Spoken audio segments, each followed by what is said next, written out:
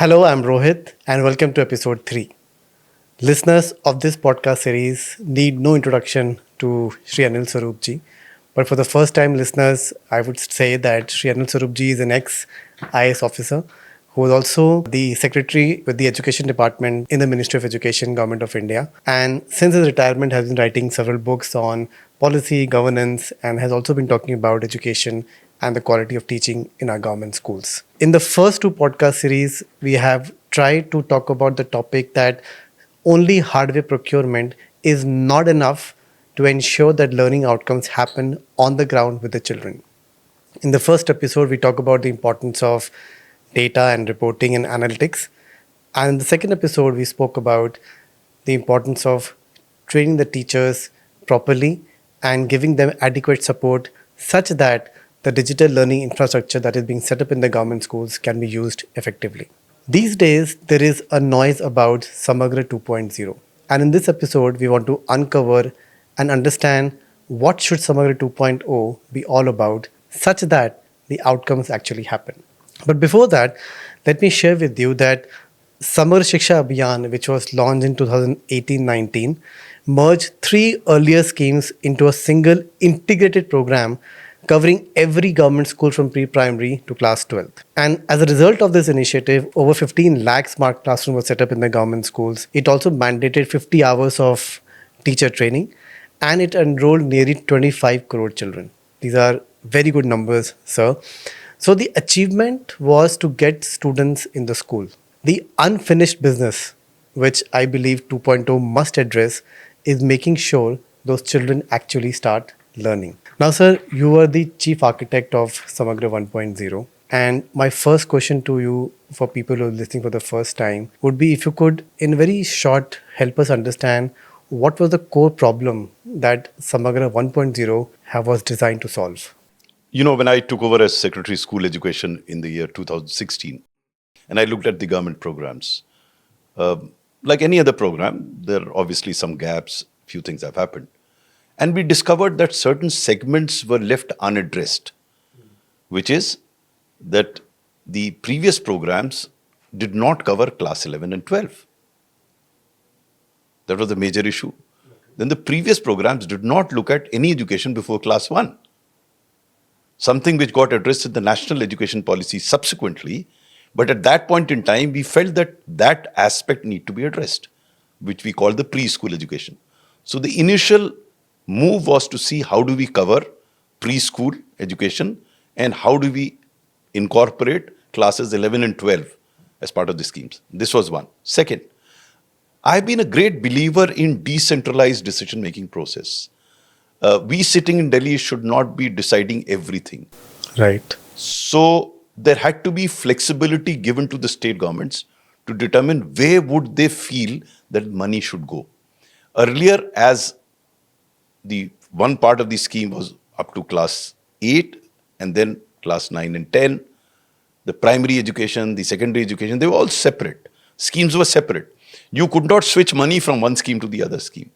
So by bringing it together, as we call the Samagra part, was giving the flexibility to the state government that they should reallocate resources to where they want. To give you a concrete example, in Kerala, I don't think there is such a major issue with primary education. Probably they would like to spend more money in the secondary education. In UP, primary education is the key.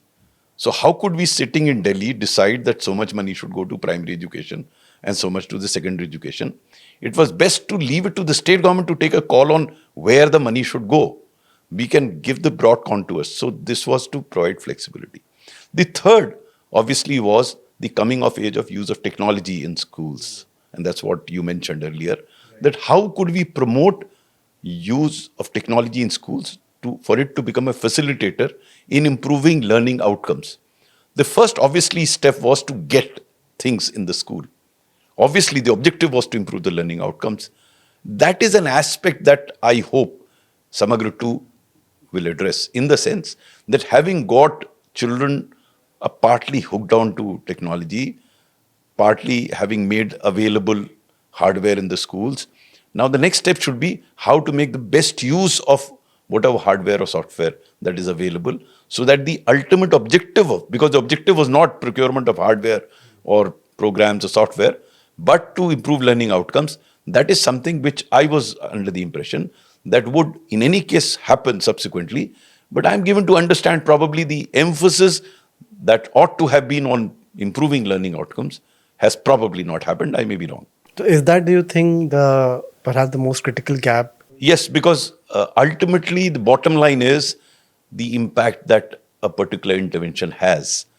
Providing hardware was an impact, was an instrument through which impact has to happen. Providing the right programs was, or software was to have that impact. But the bottom line, as I said, is whether that impact is actually happening, whether learning outcomes are improving, and that focus needs to come through as there is a greater emphasis on use of technological tools for improving learning outcomes. Because as I said, it is for improving learning outcomes.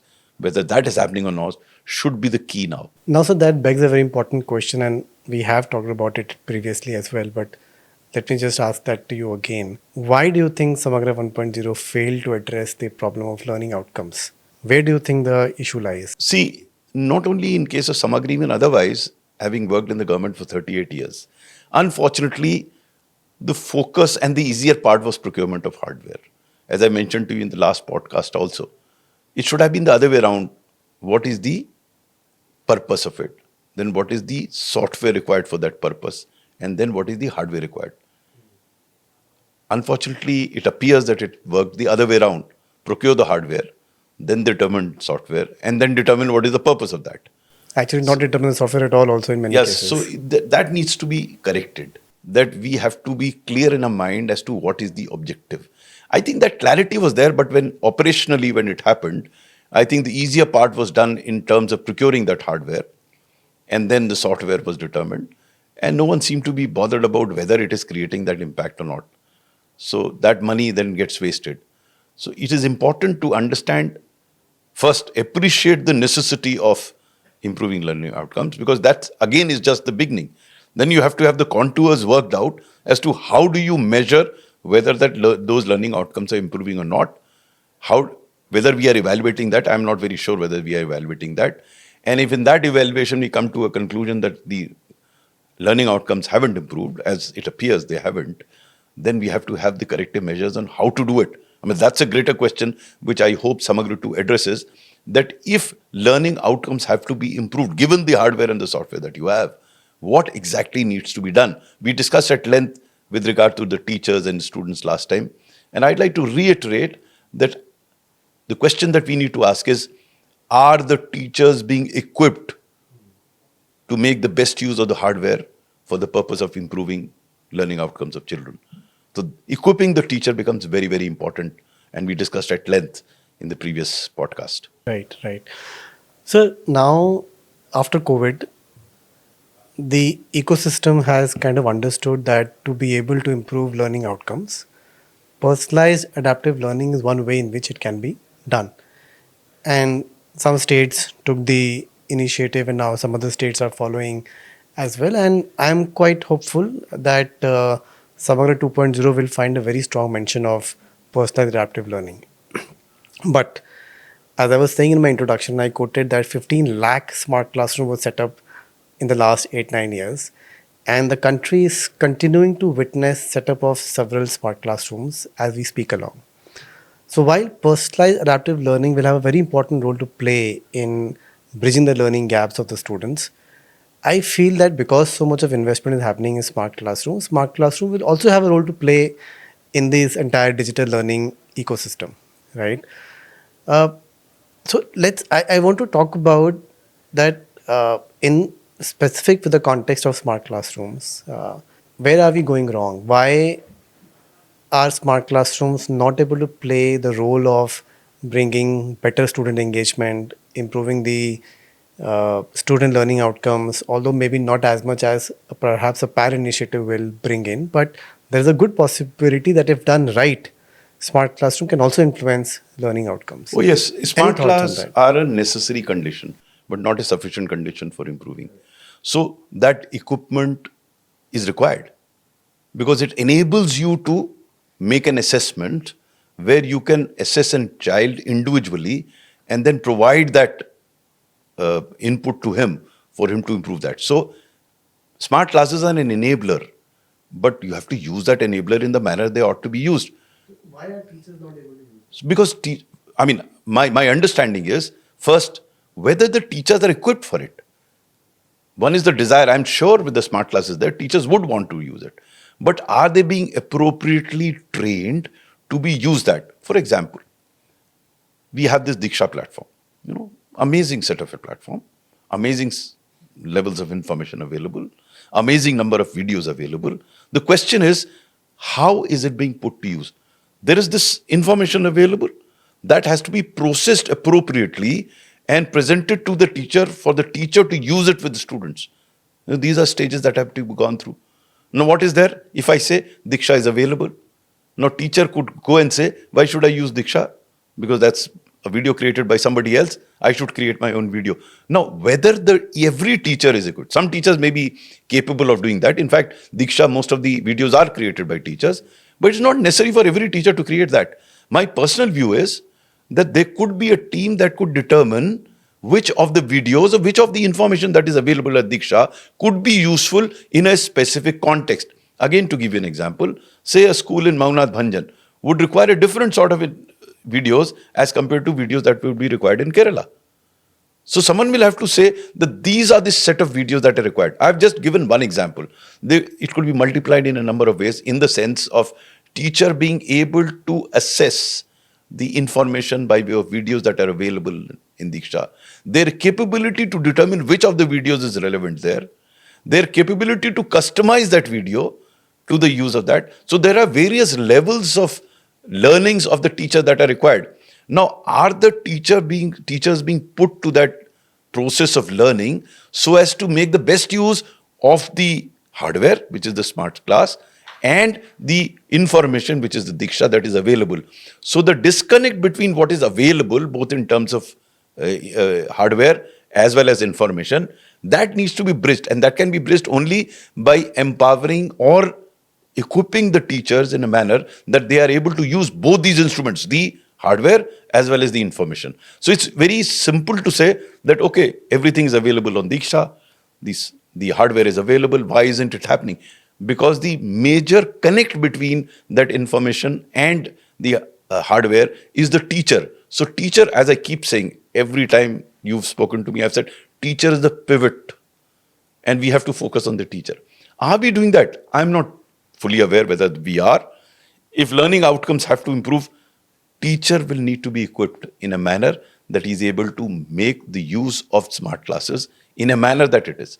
Now, smart classes, as I said earlier, are absolutely necessary in the sense of it provides a very useful instrument in the hand of teacher to do something. But to use it, the teacher has to know how to use it. Correct. And in fact, many teachers have told me also that I know that there is a smart TV or a interactive flat panel available in my class, but I don't know what to play, when to play, and what content to show to what type of Absolutely. students. Now, expect, I'm sorry for interrupting.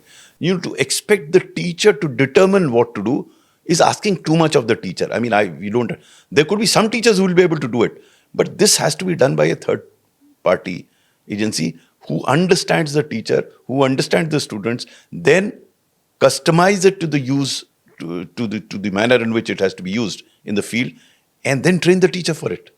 So there is a lot of intervention. That's the next question. Any thoughts on how Samagra 2.0 can solve the discoverability problem for the teacher inside the classroom? Two things. Number one, they should create an institutional mechanism which determines which sort of programs will be used in which class. That's something someone has to do it. Teacher may say this is right, good for me, but teacher does not have the capability of determining that. Some teachers may have, others will not have. So that is one institution. Second, to develop or to provide for training of teachers, for them to be able to appreciate the potential of a smart class, appreciate the potential of DIKSHA, and ability to use whatever handed to them in the best possible manner for these students. So you talk about training, and I want to ask you that if Samagra 2.0 has to write a section around what a meaningful teacher training should look like, not like a one-day workshop, but something that actually changes what happens in the classroom, how would you want that section to be written? One, understanding the hardware. because the potential of a smart class has to be understood by the teacher. So that will be the one segment of the training. Then, what is the information that is already available on Diksha platform and how it could be customized by the teacher for use of the students. And third, of course, how creativity within the teacher could be utilized for purpose of providing that material to the students which is relevant to the students of that particular area. Because much of the material that is available in Diksha may not be directly relevant to that place. That place and those students are better known by the teachers. So what role can teacher play in customizing the information that is available in the form of videos or otherwise for the purpose of students there? So there are three levels: understanding the hardware, understanding the students which the teacher will do, and understanding the information that is available at the Diksha platform. Absolutely, sir. And you have spoken about DIKSHA a lot. In fact, DIKSHA, in many cases where we have set up smart classrooms, it is expected that teachers will be able to go to the DIKSHA platform, find the relevant piece of content, and then use it in the classroom. And I have seen two challenges to that approach. Asking too much. Asking too much. And one is that it requires internet because DIKSHA runs only online. There is no offline setup for DIKSHA. And second is the teachers say that why would I use? I'm teaching in a state called Tamil Nadu, for example. Why do I use a content created by teacher, say in Rajasthan? No, Right? I would go a step further. You are assuming the teacher knows everything about how to use Diksha. I mean, in many places, they would not know what is the potential of Diksha. Because without understanding that, they will not be able to even come to a decision whether they should use it or not. I mean, what you are saying comes at the next stage. First stage would be in many places in UP, and they would not know what is the potential of Diksha, what is available in Diksha. Merely browsing through the details on Diksha platform will not help you. So someone will have to guide them into picking up the right stuff from Diksha. Next, of course, is the step is they will say, why should I pick up? Why shouldn't I create my own? Fair enough. If they can create their own, which is okay. But I would believe that for a particular region, you don't have to expect every teacher to create some material for their own children. It need not be done. Why do you keep on reinventing the wheel? It is there. Let somebody sit there. They say for a district, you determine these are the videos for each class, this subject, these are the videos that are best. Why should they do that research? Why should individual? First, they may not be competent or even capable. Even if they're competent and capable, they may feel something else is required. But if you give them a set of videos that can be used or set of programs that can be used, then they can take a call whether this is useful to the child or not. But if they were asked to browse through all the videos that are available on Diksha, they will go mad. They won't have time. Sometimes they won't have inclination. And secondly, sir, videos are just one form of content available Absolutely. for the teachers. Absolutely. Right? Any thoughts on what other forms of content should come along which teachers can comfortably use in the classroom? It should be a part of smart classrooms. Yeah, I think apart from the videos part, there are, for the purpose of evaluation now, there are wonderful programs that are available for evaluation. They will help them evaluate the child and determine with regard to each child as to what is his deficiencies. In the beginning of the program, you mentioned that. If it has to be a student focused, then we have to know the student. And the best way to know the student is through the existing programs that are there to determine what are the learning gaps in that particular child. And then you can provide those interventions. That's the beauty of technology.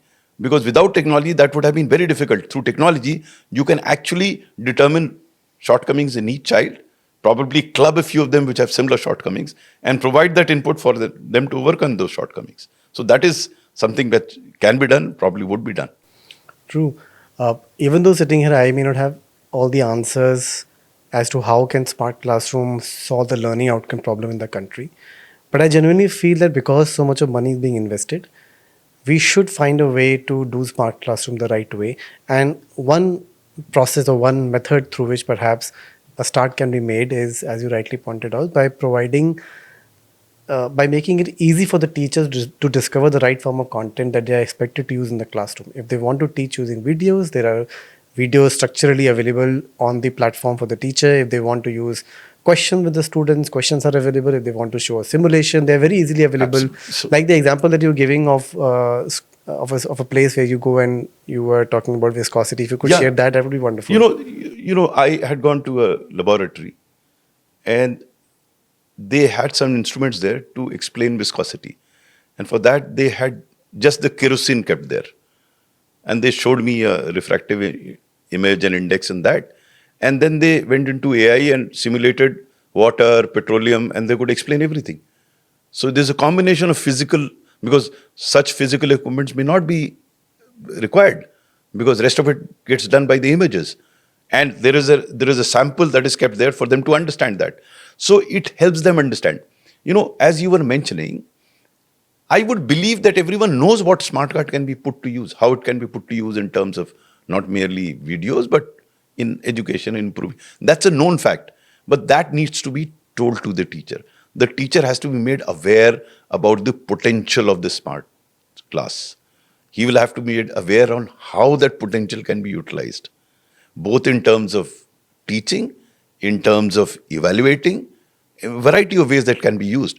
And that is a well-known thing, but the teacher, it has to be told to the teacher. He or she has to understand the utility of these smart class. Once they realize the utility of it, then there's no going back. Then for using that, they would require additional information which is available on DIKSHA. How do you match what is available in DIKSHA with what is there in the smart class? Smart class is an instrument. Information comes from elsewhere. DIKSHA is a huge repository of information. But that's a problem as well, as I said. Which information in DIKSHA has to be used in a particular place?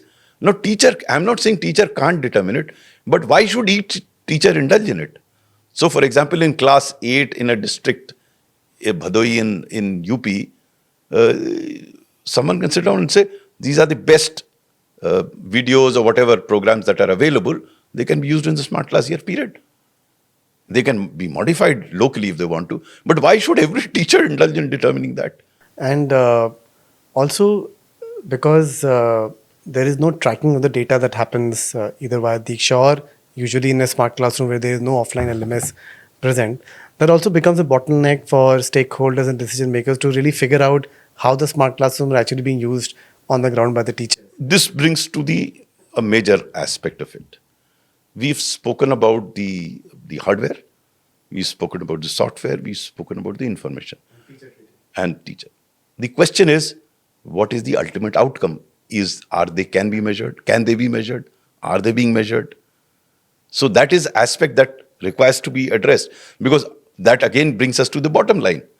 Because though there is hardware, there is software, there are programs, there is information available, whether it is creating the desired impact.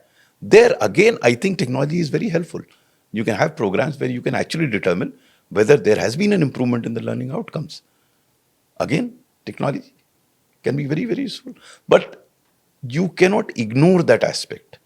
Unfortunately, that aspect to my understanding, has been ignored. Somehow we are shy of evaluating ourselves. That seems to be a national problem. Everywhere we are shy of evaluating ourselves without realizing that without evaluating, how do we improve? If we don't know where we stand, how are we going to improve? So I think that's a very important aspect which I hope Samagra 2 addresses in terms of laying focus on evaluating what's going on, evaluating the hardware, evaluating the software, evaluating the impact of hardware, software, and the information. Once that happens, I think the next stage would be to improve, to correct if there is any wrong. And what people also need to understand is that looking at data will also help people to know what type of content is being used by the teachers, what is being preferred by the teachers, and therefore similar kind of content can then be created. Absolutely. And teachers can be guided to use those in the classroom. That is a major gap. When you do impact evaluation, you'll do impact evaluation of different programs software. You'll determine which of these programs is creating a greater impact. Right. What is wrong, what is right. Data is always helpful if you use it in the manner it ought to be used. So, another narrative being built these days is that a lot of hardware is coming with AI-enabled features. And it is therefore, the narrative is that you give this AI-enabled hardware in the schools and teachers will then be able to connect the device with the internet and use AI to create content. Do you think this will have any kind of impact? I think it's asking too much of teachers. And it is not even worth it. I mean, some of it can be done by the teachers. As I keep saying, they can, if they want, customize it for the local level. But there are so many common features that have to be put into operation. Why should every teacher do that? Why can't be done centrally? When I say centrally, it need not be in Delhi. It could be in a district. in a district because there is uniformity in the way it happens in a district. I mean, I can obviously say there's a difference between what is happening in UP and what is happening in Kerala. But if it has to be a district, say Farrukhabad, by and large, the schools will be of a similar nature, and it could be done centrally and given to somebody. And if there are some teachers who are very conversant with AI and all, they can modify it. That can be done. But you expect of a teacher, every teacher, to come up with a module of their own. It will be disastrous because teachers will not have time to do that. And why should we expect teachers to do that? Correct. But that's the thing that ecosystem needs to understand. Yes. And this narrative, I very strongly feel that should change eventually. So, final question from you. For Samagra 2.0 to succeed fully from, say, 10 years down the line, what does an Indian government school classroom look that is different from today? You know, I usually don't speak in generalities because what may be applicable, what may look good, say in Kerala, may not look good in Bihar. True. So for Bihar, I would rather have ensuring that the teacher goes to the school, because if the teacher doesn't go, what are we talking about? Kerala doesn't have that problem. So we'll have to look at it locally on what needs to be done locally. There could be general features, as we discussed earlier, that making the teacher understand the utility of a smart class, how it could be done, for them to understand, better understanding of DIKSHA, their role definition. Role has to be clearly defined. You know, so far teacher's role has been defined differently. We have to define the role of teacher in the context of the evolving technology that we have. So that role needs to be redefined, and that role has to be internalized. Because the teacher does not accept that role, no matter what we talk sitting here, it won't happen on the ground. So it's important for them to understand. So, you know, ideally speaking, I would believe there is a smart class where has understood the utility of smart card, how it could best be used. A teacher is able to access the right material from the DIKSHA platform. And finally, there is an evaluation of what the teacher is teaching in the class in the context of improving learning outcomes. If that happens, that would be the best for the country. Wonderful speaking to you like always, sir. I'll just maybe try to summarize whatever we have discussed so far. So, in Samagra 2.0, personalized adaptive learning will definitely find a good space, and it should, because that is a very strong instrument through which learning outcomes can be improved, and the research is also showing that.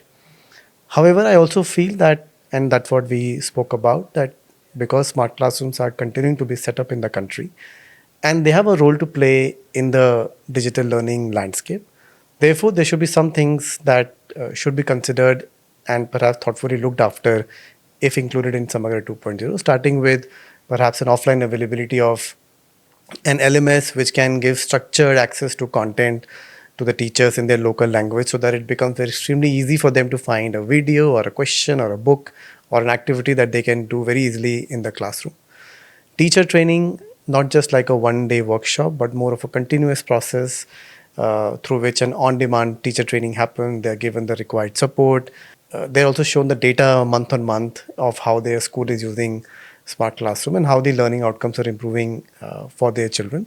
And finally, a strong focus needs to be brought on the data and analytics around it, because it can give us a lot of insight. How teachers are using it in the classroom, what content forms are being used, how are the children outcomes improving or progressing over a period of time. So first, thank you so much, sir, for your time. Once again, I hope that people listening in will consider these factors as Samagra 2.0 is being written, and 10 years down the line, we can have a very different picture. While Samagra 1.0 achieved to a large extent students coming back to the school, into the school, Samagra 2.0 should address the learning outcomes in our country. Indeed. Thank you once again. Thank you.